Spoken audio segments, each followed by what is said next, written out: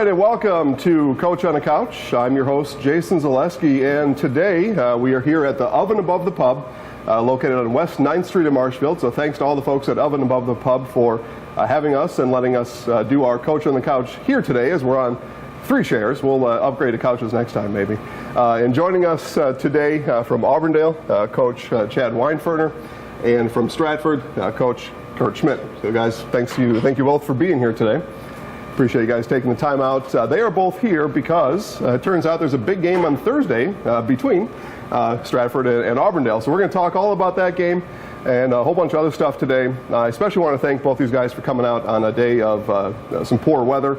Because of the weather, we actually had some cancellations in the area, and some games will be pushed out here. Again, you can check focusonmarshfield.com/sports or zaleskisports.com for the updated live stream schedule just as soon as you're done watching the show. So I know you guys, your next game for both of you is on Thursday, so the cancellation doesn't affect you. It just may affect any viewing plans that you might have had for tonight. So, but we are we're locked in here, though. So we're going to start with some breaking news. We're going to talk about boys basketball tournament and brackets that were released just yesterday on Sunday. And so we'll ask the guys about those, and then we'll talk about the big game. So we'll start here locally, Division II, Marshfield. They'll play as a 5 seed, and they'll play Wisconsin Valley foe Wausau East. They played East twice this year. They beat them both times. If they do get past East, they play at Mosinee, and they lost at Mosinee just 2 weeks ago, 73-71. Either of you guys have a chance to take in a Marshfield boys basketball game this year? I haven't been to a game, but we scrimmaged Mosinee and Marshfield. Oh, okay. So I've got a little knowledge there. They're both very good teams, both physical, have good size. Marshfield's got some really good athletes with the Anderson kid and the Miller kid, and by the score of the first game, it doesn't surprise me that was a 2-point game. 2-point game. Of course, you know, Coach Sawyer won't be looking past Wausau East, but I can definitely see that being a good matchup again with them in Mosinee. Yeah, and of course, Kurt Schmidt, Coach Schmidt, people always talk about, well, why don't the 2 Tigers play? Why don't Marshfield and Stratford ever play? Would you ever do anything like that? Yeah, I'd consider it. Okay, all right. Not to put you on the spot. We'll just throw that out there. Okay, we'll move on to Division 5. As expected, Columbus Catholic received the number 1 seed, and they'll play Tigerton. Earlier this year at Auburndale, you guys took on Columbus here. Certainly good team, deserving of the 1 seed. Oh, for sure. Yeah. I think they're, I think I looked in the newspaper today, and they were the number 1 ranked team in the area over Spash even. So Tigerton might be in for a long night that first round. Yeah, certainly. Maybe a good learning experience, though, for some of those boys. And then also locally in Division 5, Pittsville is at Loyal, the number 8 to the number 9 and 8 seed. Coach Schmidt, you played both. Thoughts on either of those teams? Well, they have some skilled shooters. They, try to get after it defensively. I think that'll be a good matchup. Yeah, we look forward to watching that one. You always get you think of NCAA tournament time or even high school, you get an 8 and a 9, right? That's a pretty fun game to watch, no matter who the teams are. So also in Division 5, wrapping things up here, Wausau Newman's a 13 seed, Wisconsin Rapids Assumption is the 2. Perhaps setting up later on in that bracket a Assumption Columbus rematch. They played in the first game of the season, and Assumption beat Columbus 58-43. That was the day after Thanksgiving, so long time ago, Dons fans, long time ago. All right, well we'll move over to Division 4. Coach Chad Weinferner and his Apaches are the number 1 seed in your section. Would you have been disappointed with anything but a 1?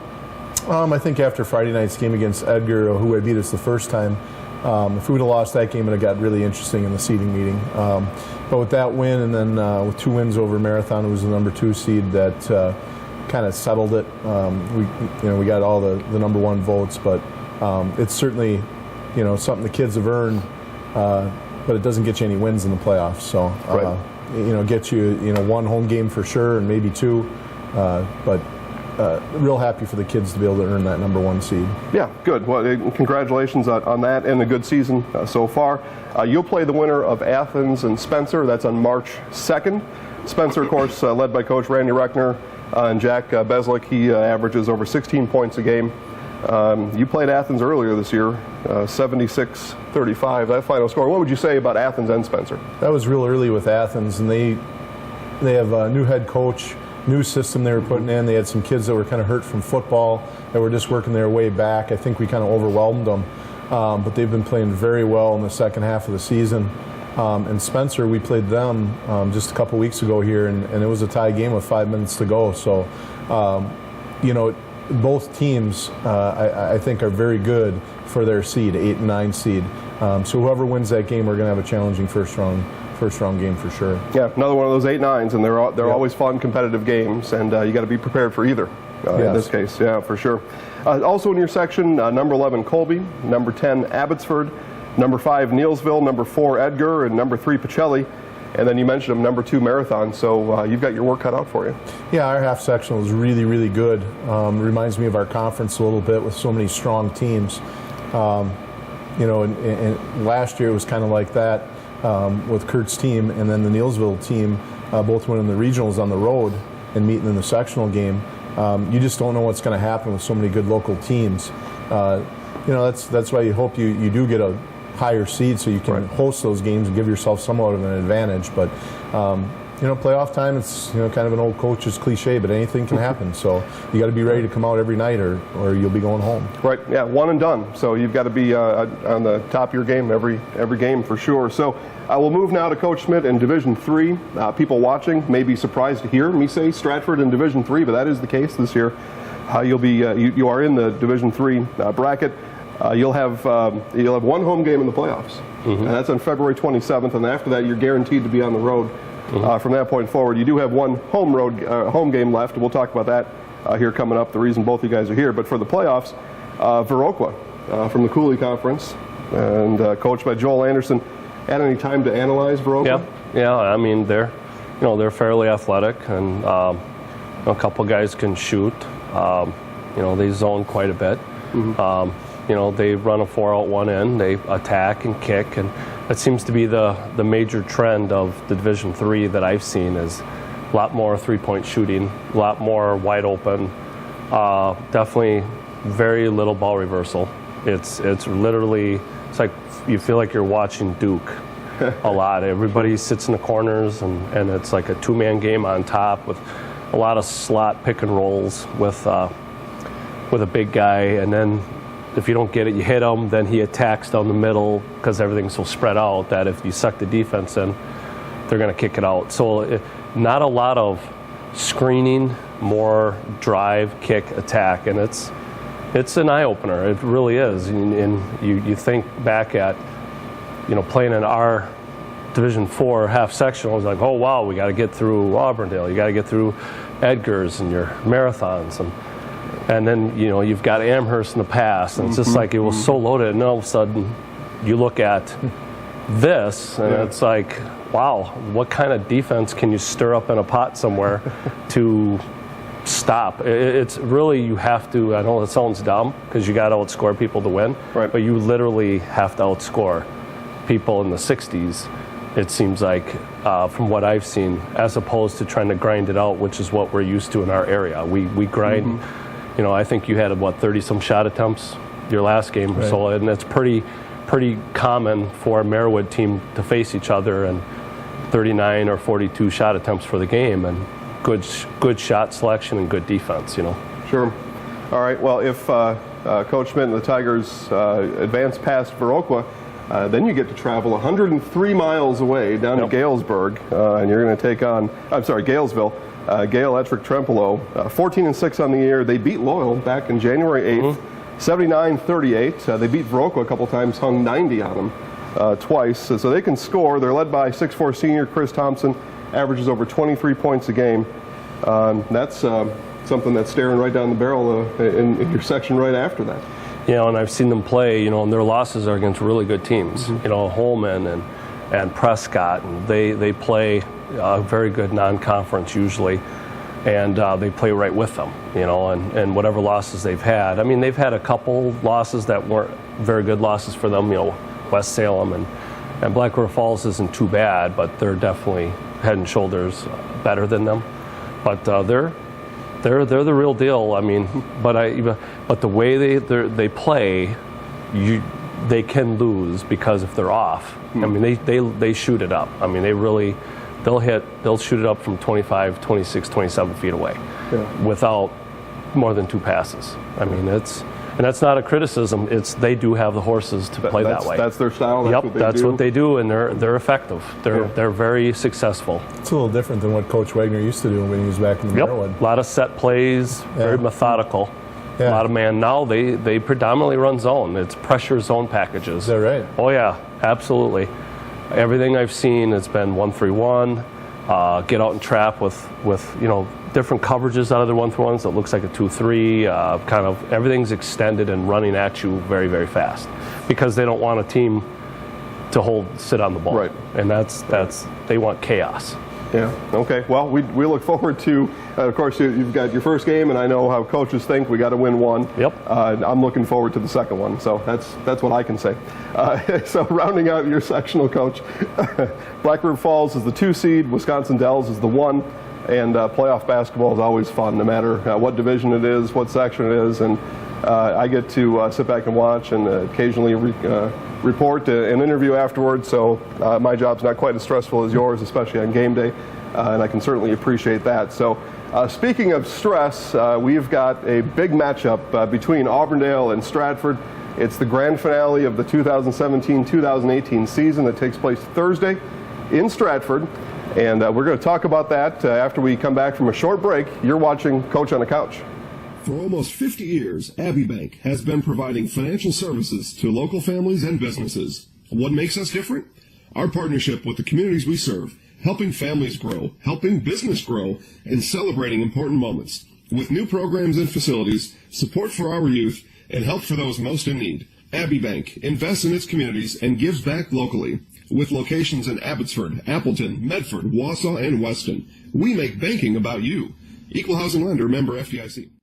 And we are back. Coach on the Couch. Again, I'm your host, Jason Zaleski, joined and thankful for these guys here to join me from Auburndale, Coach Weinfertner, Stratford, Coach Schmidt. And now is the time to talk about the game that a lot of people, I won't say everybody, but certainly a lot of people have been talking about since the schedule first came out when we saw Auburndale at Stratford to end the year. And I don't know if there's a better way to end the year than something like that. This is pretty cool stuff. And again, just very thankful for these two guys to share their time to help us kind of dissect what they think is going to go down on Thursday night. I don't think there's any secrets here between you guys, but it's certainly, if you got a secret, keep it. But you guys have seen each other enough. I don't know that there's going to be a whole lot you already don't know about what each other is going to bring to the table on Thursday night. So let me just set the table. So Stratford, home team, 17-4, 61 points a game. Auburndale, 18-3, 62 points a game. It's a game you're going to want to see for sure, no doubt about it. So Coach Schmidt, we'll start with you for Stratford. Barton, 13 points a game. Bright, 11 points a game. Both average 6 rebounds a game. Who makes your team go? Right now, I would say Barton has really played well, and the thing that stands out the most is his effort, his motor. He tries to grab every rebound he can get his hands on. He plays extremely hard. But our guards have done a very good job of getting it inside to both of those guys. It's really been a team effort. It isn't. I don't want to say one kid makes us go, because without the others, you're not going to get him the ball. But to his credit, though, he deserves any credit he gets because of his work ethic. He stays after practice and shoots free throws, because that's been a little bit of our Achilles heel this year. He works hard, and you see him rebound and go after everything. One of the things that probably, and Coach Weinford would attest to this, is what gets under his skin is ball watching. When a shot goes up, you want your rebounders to get after the ball, not stand from the perimeter and watch it. The real aggressive teams get there hard. He's the type of kid that's always going after the ball. He kind of prides himself as a little bit of, we tease him about being Dennis Rodman in a way, because he made $11 million a year just to rebound. That's right, he did. Yeah. But obviously Barton brings more to the table as a high school athlete. He's been scoring, like against Marathon Friday night, he had 27 points. Right. But, guards did a good job getting it to him, but he's earned, rebound putbacks. And I've been very, very impressed with how he has approached this season. Sure. Now, Coach Weinford, you've, like I said, you've seen this team, aside from seeing your own team, probably nearly just as much. Young team, so you know, some of these kids you're going to, as always happens though in high school sports, you get to see the kids for a number of years, but Coach Schmidt's got a young team right now. What concerns you most about Stratford on Thursday night? Well, the two boys you mentioned, we don't have a whole lot of size. We're not small, but we don't have the 6'4" or 5" like Ben or Vaughn. And Ben's that big body type. Football, he was a tremendous player in football too. Mm-hmm. And he brings that physicality to the basketball court, and that's really what makes him so hard to keep off the boards. And once he gets the ball down the block, tough to defend. And like Kurt said, their kids are so unselfish. I think Ben's averaging 13, Vaughn 11. Kind of like our team, it's very balanced. They've got 2 or 3 guys in double figures, and then there's a bunch that are 7, 8, 6, 5, and on any one night, one can jump up and score 15 or 20 on you. So it makes it really, really hard to defend a team like that. But he does a good job of getting those guys in the right spots, and that's why they're 17-4. Yeah, absolutely. Coach, now turning to your team, anybody that's watched Auburndale basketball this year knows that you've got kids that can shoot the 3. You've got Jacoby and Yeski on the inside. Where is your team deficient? There's those times that we play down to the level of the other team, I think, sometimes. And the boards are one of those things, obviously, that we need to focus on. And sometimes, as we were talking about off the air earlier, we take quick shots sometimes where they're not necessarily needed. So those are some of the things we're trying to clean up going into the postseason, and playing a great team like Stratford here on Thursday night is certainly going to get us ready for the playoffs. Yeah. Now, both of you have sons that you have coached or currently coach. So, Kurt, I'll turn to you. What challenges does that present, and what advantages, though, does that have too? I'll start with the advantage. And one of the things that I'm most proud of is, if I just take the coaching hat off right now, and just as a parent even, is to see how hard he plays. It isn't about how many points he scores or how many assists he have. I mean, for a while there, he was averaging a charge a game where he'd take a charge. Pacelli game, he took 4 charges. The other night, the one that stood out to me that I went home just like he gets it is he dove out of bounds for a ball pretty hard against Marathon. That looked like nobody was going to get to it. He dove out of nowhere and threw it back, saved it, but then belly flopped basically towards the hallway. Yes, right. And I notice I'm not talking about points. I'm not talking about it's effort. And as coaches, effort is everything. Just give us 100% effort every single night. The coaching part, he's unselfish. He finds people. He knows his role. His role is to find Ben and Vaughn and to kick it out to shooters. And he can hit the shot too if he has to. But it's challenging because, how much is he going to play? How much is it because he's coach's kid? That part is challenging. I've tried to be as much unbiased as I possibly can, and he hasn't started all year, and it's. He's got to keep working for his role on the team, but it is nice ultimately to see a kid give it all he has every time he plays. Sure. Coach, I'll turn to you. I've got a different question for you, but first of all, I'll give you 30 seconds to advertise Cooper a little bit if you want. Well, Cooper's been our most steady player all year. We had an injury with Colton Wright. We've had some inconsistent play. Not that he's completely consistent all the time, but he handles the ball for us all the time. He's our leading scorer. He does so many things for us, and I think kids really enjoy playing with him. And on a side note, our boys have played together on an AAU team with some of the other boys from Stratford too, and we were able to coach it together, and that was a lot of fun. It makes for neat relationships. So when he talks about Chandler, I see all those things he talks about, and I've seen it for years with Chandler. What you hope about your own kids is that they have a greater understanding of the game, because we take it home as much as we try not to. It's something we take home, and it's part of the fabric of our life because we've chosen this profession.